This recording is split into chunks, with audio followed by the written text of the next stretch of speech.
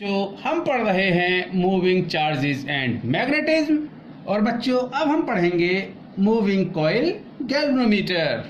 तो बच्चों moving coil galvanometer is an instrument used to detection and measurement of small electric current. यानी बच्चों अगर आपको small value of electric current की वैल्यू फाइंड आउट करनी है और आपको ये फाइंड आउट करना है कि किसी सर्किट में इलेक्ट्रिक करंट फ्लो हो रही है, तब बच्चों हम मूविंग कॉइल गैल्वेनोमीटर से फाइंड आउट कर सकते हैं। बच्चों आगे बढ़ने से पहले एक बेसिक कॉन्सेप्ट जो कि मैं आपके साथ ऑलरेडी डिस्कस कर चुका हूं, मैं दोबारा डिस्कस करना चाहता हूं। बच्चों ये कोई करंट कैरिंग कॉइल है जो कि एक मैग्नेटिक फील्ड में रखी हुई है। और अगर बच्चों इस करंट कैरिंग कॉइल का एरिया ए है तो बच्चों इस करंट कैरिंग कॉइल के एरिया वेक्टर की डायरेक्शन इस कॉइल के प्लेन के परपेंडिकुलर होगी। तो बच्चों कंसीडर किया कि ये यूनिट वेक्टर है जो इस कॉइल के प्लेन के परपेंडिकुलर है और ये यूनिट वेक्टर मैग्नेटिक फील्ड से थीटा एंगल बनाता है। तो बच्चों torque on current carrying coil in magnetic field के लिए बच्चों हमने एक्सप्रेशन फाइंड आउट किया था, this tau that equal to M cross B। और बच्चों इस M को मैंने डिफाइन किया था, M is the magnetic dipole moment. और बच्चों इस M के मैग्नीट्यूड को मैंने लिखा था M इक्वल टू NIA। बच्चों where N is the number of turns in the coil when I is the current passing through this coil and A is the area of this coil। तो बच्चों देखिए जहां पर आपका जो M and that is the magnetic dipole moment एक vector quantity है, तो बच्चों हम इसको लिख सकते हैं M is the vector quantity। और बच्चों जहां पर आपका जो एरिया है वो आपकी वेक्टर क्वांटिटी होगा। और बच्चों देखिए direction of M will be in the direction of area vector.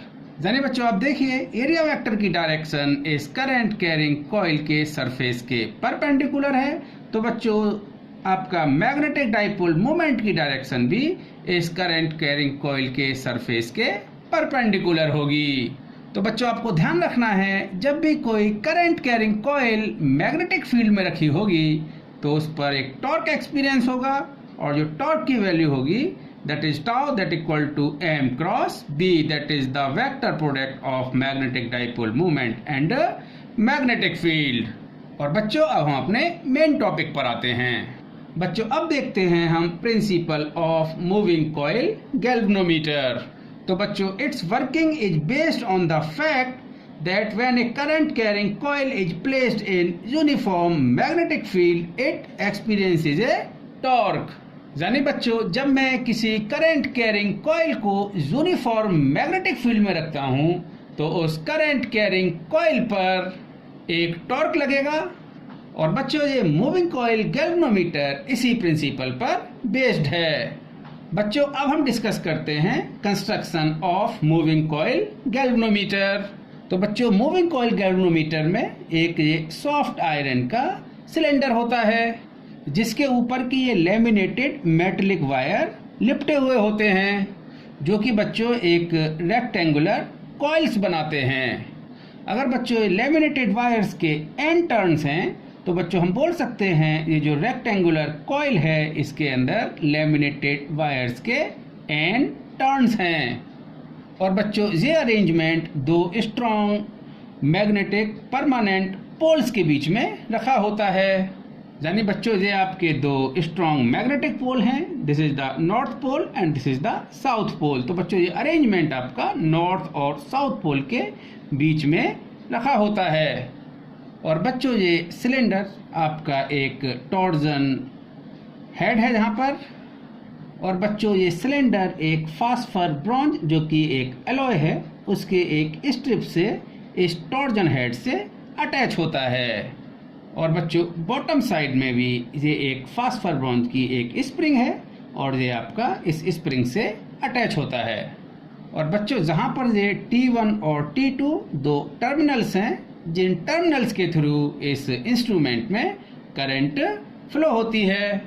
और बच्चों ये जो फास्फर ब्रॉन्ज की सस्पेंशन स्ट्रिप है जहाँ पर एक बहुत छोटा सा मिरर लगा होता है, यानी बच्चों ये फास्फर ब्रॉन्ज की ये जो स्ट्रिप है जहाँ पर एक सस्पेंशन की तरह से वर्क कर रही है जो कि आपके इस सिलेंडर और टॉर्जन हेड के बीच में अटैच्ड है।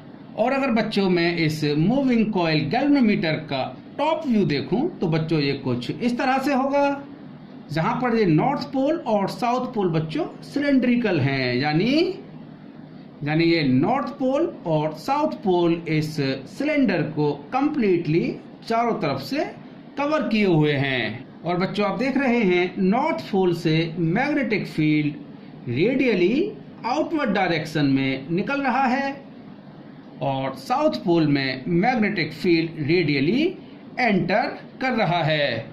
बच्चों रेडियल का मतलब ये है कि नॉर्थ पोल से जो मैग्नेटिक फील्ड लाइन निकल रही हैं ये इस सॉफ्ट आयरन सिलेंडर के सेंटर की तरफ जा रही हैं और बच्चों वहां से ये magnetic field lines south pole की तरफ जा रही हैं, यानी बच्चों ये magnetic field line radially inward है और रेडियली ही आउटवर्ड है साउथ पोल की तरफ।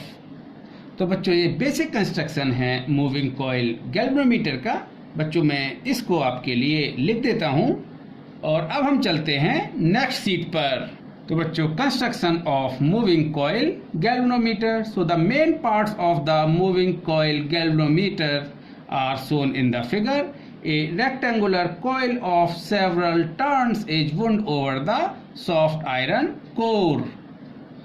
The wire of the coil is coated with an insulated material so that each turn is insulated from other and form a iron core. तो बच्चों जहाँ पर आपका एक सॉफ्ट आयरन का सिलेंडर है जिस पर कि मल्टीपल टर्न्स हैं आपके इंसुलेटेड मटेरियल से कोटेड वायर्स के, और बच्चों ये जो वायर्स हैं ये आपकी रेक्टेंगुलर कॉइल्स फॉर्म करते हैं। So the coil is suspended between two pole pieces of strong permanent magnet. तो बच्चों ये आपका नॉर्थ पोल है और ये आपका साउथ पोल है और बच्चों इन दोनों पोल्स के बीच में ये आपका अरेंजमेंट सस्पेंडेड है। A fine wire strip W of phosphor bronze is used to suspend the coil. The upper end of the strip is attached to the torsion head T. बच्चों ये जो आपकी कॉइल है ये एक फास्फर ब्रॉन्ज जो कि एक एलॉय है के साथ में सस्पेंडेड है इस टॉर्जन हेड से। The lower end of the coil is attached to the spring S, also made of the phosphor bronze. तो बच्चों जहां पर इस सिलेंडर का लोअर एंड इस फास्फर ब्रॉन्ज की स्प्रिंग से अटैच्ड है। A small mirror is fixed on the suspension strip and used to measure the deflection of the coil. तो बच्चों जहां पर आपका एक स्मॉल मिरर है जो कि इस सस्पेंशन स्ट्रिप पर लगा हुआ है। The terminals are used to pass the current through the galvanometer. तो बच्चों ये आपके दो टर्मिनल्स हैं जहां से हम इस गैल्वेनोमीटर में करंट पास कर सकते हैं। तो बच्चों ये आपका गैल्वेनोमीटर का बेसिक कंस्ट्रक्शन था और बच्चों अब हम डिस्कस करेंगे जहां पर हमने cylindrical north and cylindrical south pole use किए हैं। तो बच्चों इसका रीजन क्या है ये अब हम डिस्कस करेंगे। तो बच्चों आप देख रहे हैं नॉर्थ पोल से ये जो आपकी मैग्नेटिक फील्ड लाइंस हैं रेडियली आउटवर्ड हैं और साउथ पोल की तरफ ये magnetic field line radially inward direction में है। तो बच्चों इसको डिस्कस करने के लिए मैं नेक्स्ट शीट पर चलता हूं। तो बच्चों कंसीडर किया कि ये हमारे मूविंग कॉइल गैल्वेनोमीटर का टॉप व्यू है और बच्चों ये सिलेंड्रिकल नॉर्थ पोल है और ये सिलेंड्रिकल साउथ पोल है। Magnetic field cylindrical north pole से रेडियली आउटवर्ड डायरेक्शन में होगा और बच्चों साउथ पोल की तरफ मैग्नेटिक फील्ड रेडियली इनवर्ड होगा। और बच्चों कंसीडर किया कि ये आपकी कॉइल है जो कि आपके सिलेंड्रिकल सॉफ्ट आयरन पर लिपटी हुई है, यानी सिलेंड्रिकल सॉफ्ट आयरन पर लिपटी हुई है। बच्चों कंसीडर किया कि ये कोई मैग्नेटिक फील्ड लाइन है जो कि सिलेंड्रिकल नॉर्थ पोल से निकल रही है और बच्चों इस सिलेंड्रिकल साउथ पोल में एंटर हो रही है। और ये मैग्नेटिक फील्ड लाइन इस कॉइल की आर्म से थीटा एंगल बनाती है। यानी बच्चों ये आपकी कॉइल है और यानी कॉइल की आर्म है, यानी वायर है कॉइल का, और ये मैग्नेटिक फील्ड लाइन इस कॉइल की आर्म से थीटा एंगल बनाती है। बच्चों मैंने एक मैग्नेटिक फील्ड लाइन और कंसीडर की जो कि नॉर्थ पोल से निकल रही है और साउथ पोल में एंटर हो रही है, और ये मैग्नेटिक फील्ड लाइन भी इस कॉइल से थीटा एंगल पर है।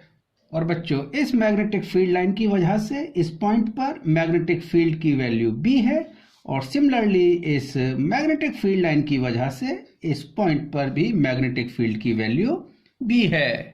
सो बच्चों magnetic field due to this line of magnetic field line along the direction of the coil, so this is the B cos theta। और बच्चों इस मैग्नेटिक फील्ड लाइन की वजह से इस कॉइल के वायर के अलोंग भी मैग्नेटिक फील्ड की बच्चों वैल्यू B cos थीटा ही होगी। Magnetic field due to this magnetic field line perpendicular to this coil, so due to this line, so perpendicular this coil, so this is the B sin theta। Magnetic field due to this magnetic field line perpendicular to this coil, so this is the B sin theta। बच्चों इसको दोबारा से समझते हैं। बच्चों ये मेरी coil है और नॉर्थ पोल से ये कोई मेरी मैग्नेटिक फील्ड लाइन निकल रही है, और मैंने कंसीडर किया कि बच्चों ये आपकी कॉइल है, ये आपकी मैग्नेटिक फील्ड लाइन है जो कि नॉर्थ पोल से निकल रही है और साउथ पोल की तरफ जा रही है, और ये जो कॉइल के वायर हैं इन वायर से ये magnetic field line theta angle बना रही है।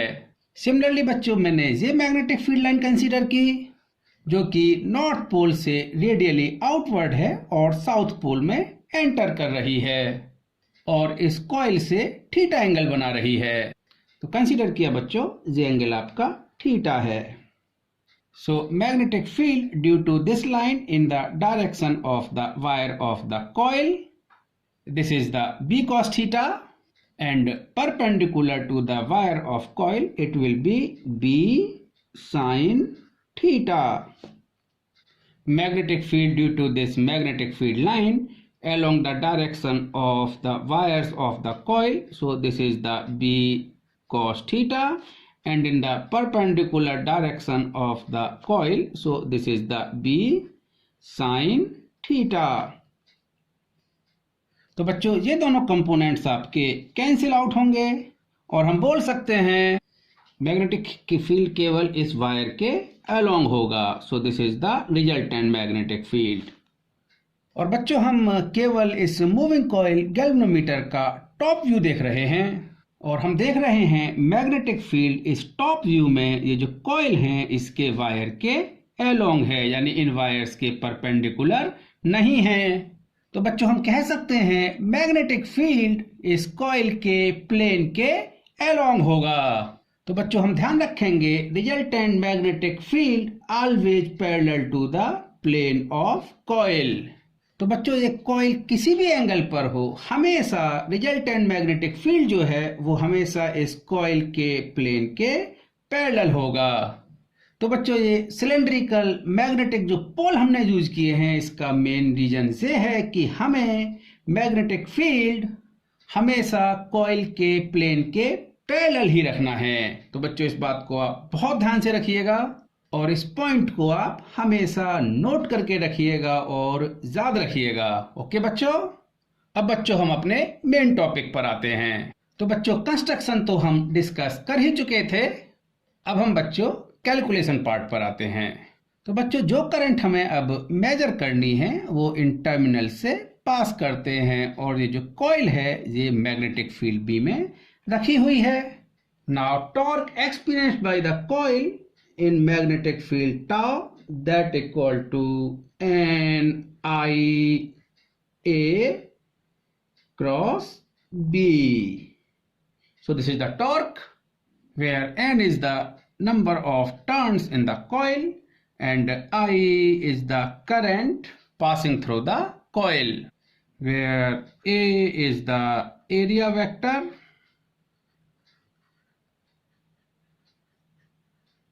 of the coil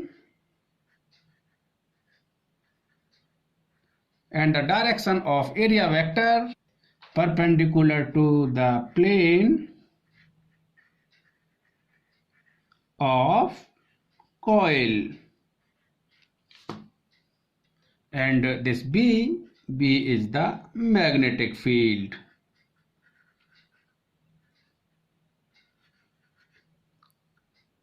तो बच्चों आपने तो magnitude of this torque that equal to N I A B sine theta, and this theta is the angle between the area vector and magnetic field. और बच्चों हमें पता है कि गैल्वेनोमीटर में मैग्नेटिक फील्ड हमेशा कॉइल के प्लेन के एलोंग होगा, यानी बच्चों ये कॉइल का टॉप व्यू है और मैग्नेटिक फील्ड बच्चों इसके एलोंग है, और एरिया वेक्टर जो है बच्चों वो इस कॉइल के प्लेन के परपेंडिकुलर है। तो हम बोल सकते हैं angle between the area vector and magnetic field is 90 degree always. So the torque that equal to N I A B sine 90, और बच्चों that is the one, so torque equal to N I A B. So this is the torque experienced by the coil in magnetic field. तो बच्चों क्योंकि ये coil आपकी phosphor bronze की एक strip से अटैच्ड है, तो बच्चों इस स्ट्रिप में रीस्टोरिंग टॉर्क डेवलप होगा। यानी बच्चों ये टॉर्क की वजह से, यानी ये जो टॉर्क इस कॉइल में डेवलप हो रहा है उस टॉर्क की वजह से ये स्ट्रिप आपकी ट्विस्ट होगी, और इस ट्विस्ट होने की वजह से इस स्ट्रिप में रीस्टोरिंग टॉर्क डेवलप होगा। So let the deflection of the coil is theta and torsional constant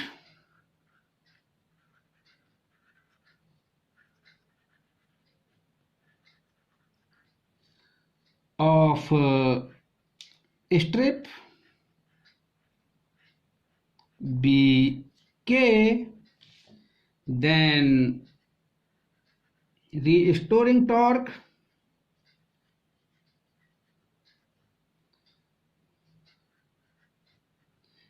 that equal to K theta. यानी बच्चों अगर आपकी कॉइल थीटा डिग्री ट्विस्ट होती है या थीटा डिग्री डिफ्लेक्ट होती है और जो आपकी स्ट्रिप है उसका टॉर्जनल कांस्टेंट K है, तो बच्चों restoring torque developed in the strip that equal to K theta. तो बच्चों ये जो टॉर्जनल कांस्टेंट है ये टर्म आपके लिए बिल्कुल अभी न्यू है। तो बच्चों किसी भी वायर या किसी भी स्ट्रिप के टॉर्जनल कांस्टेंट का मतलब है कि torque required to twist a strip और वायर बाय यूनिट एंगल। तो बच्चों फॉर एग्जांपल ये आपका वायर है और आपके इस एंड को आप फिक्स करके इसको ट्विस्ट करते हैं, तो आपको टॉर्क लगाना पड़ेगा। तो यूनिट एंगल ट्विस्ट करने में जितना टॉर्क लगाना पड़ेगा आपको, that is called the torsional constant of this wire. तो बच्चों यूनिट एंगल ट्विस्ट करने में के टॉर्क लगता है, तो थीटा एंगल ट्विस्ट करने में जो टॉर्क होगा restoring torque that is the के थीटा। सो बच्चों torque developed in the coil in magnetic field that will be equal to the restoring torque developed in the strip. So from here this NIAB that equal to K theta. So from here this I that equal to K theta upon NAB। यानी बच्चों ये आपका relation है electric current में और theta angle जो कि आपका वायर ट्विस्ट हुआ है। बच्चों ये जो है आपका K, ये आपका टॉर्जनल कांस्टेंट है। N is the number of turns in coil, A is the area and B is the magnetic field in the galvanometer। तो बच्चों देखिए K आपका एक कांस्टेंट है जो कि इस वायर का टॉर्जनल कांस्टेंट है, और मैग्नेटिक फील्ड इस नॉर्थ और साउथ पोल की स्ट्रेंथ पर डिपेंड कर रहा है। नंबर ऑफ टर्न्स जो n है बच्चों, जो आपने डिवाइस कंस्ट्रक्ट की है या डिवाइस बनाई है, तो बच्चों नंबर ऑफ टर्न भी इस डिवाइस में फिक्स हैं। और बच्चों इस कॉइल का एरिया भी फिक्स है, यानी डिवाइस के ऊपर डिपेंड कर रहा है। तो बच्चों आप देखिए this K, N, A, B these are the constant. तो हम बच्चों कह सकते हैं I is proportional to theta, यानी बच्चों जितनी ज्यादा आपके गैल्वेनोमीटर में करंट फ्लो होगी, आपका कॉइल उतना ही ट्विस्ट होगी। या हम बोलें ये जो आपका वायर है फास्फोर ब्रॉन्ज का, वो उतना ही ज्यादा ट्विस्ट होगा। तो बच्चों इस एंगल को मेजर करके हम गैल्वेनोमीटर में पास होने वाली करंट की वैल्यू को फाइंड आउट कर सकते हैं। तो बच्चों ध्यान रखना है this I is proportional to theta, यानी बच्चों आप इस थीटा को मेजर करके करंट की वैल्यू फाइंड आउट कर सकते हैं। एंड बच्चों this K upon NAB that is called the galvanometer constant. Okay बच्चों, फर्दर डिस्कशन के लिए अब हम नेक्स्ट शीट पर चलते हैं। तो बच्चों करंट एंड थीटा के बीच में हमने रिलेशन फाइंड आउट किया है। So this I equal to K upon NAB theta, where K upon NAB this is the galvanometer constant. बच्चों अब हम डिस्कस करेंगे सेंसिटिविटी ऑफ द गैल्वेनोमीटर। तो बच्चों डिस्कस करते हैं करंट सेंसिटिविटी। So बच्चों current sensitivity is defined as the deflection produced in galvanometer when a unit current flows through it। तो बच्चों हम current sensitivity को define कर सकते हैं, that is the theta upon I।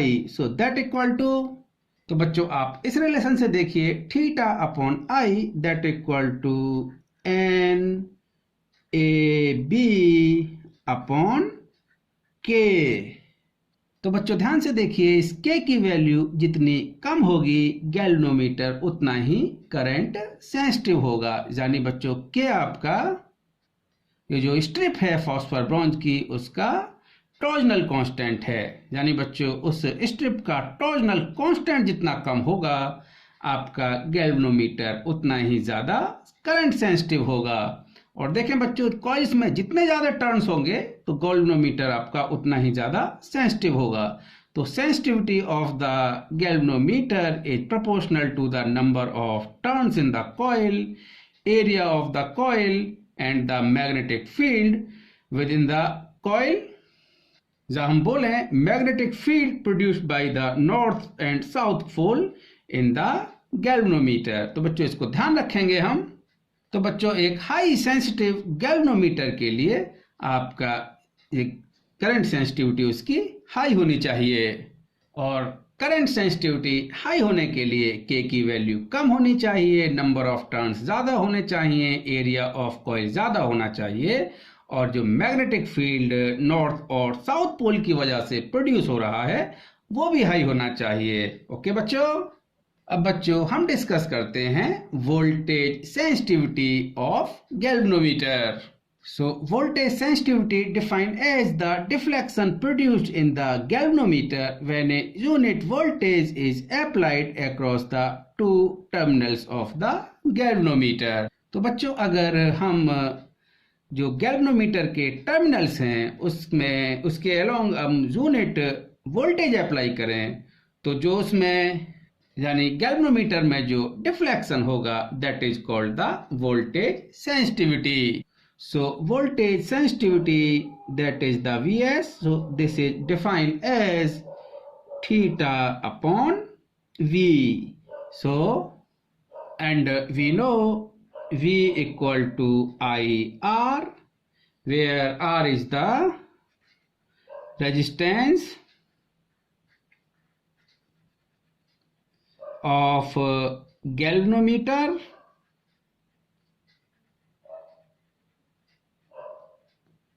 and I is the current passing through the galvanometer.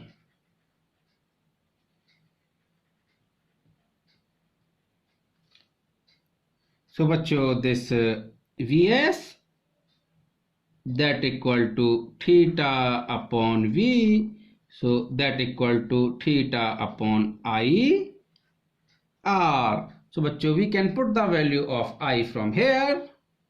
So this Vs equal to theta upon K upon NAB into theta into R. So from here this Vs, so that equal to NAB upon KR. So this is the voltage sensitivity of the galvanometer. बच्चों, board exam के point of view से ये बहुत बहुत important topic है। तो बच्चों, इस वीडियो को आप ध्यान से देखिए और अगर समझ में नहीं आ रहा है तो कम से कम इस वीडियो को आप 2 बार देखिए। ओके बच्चों।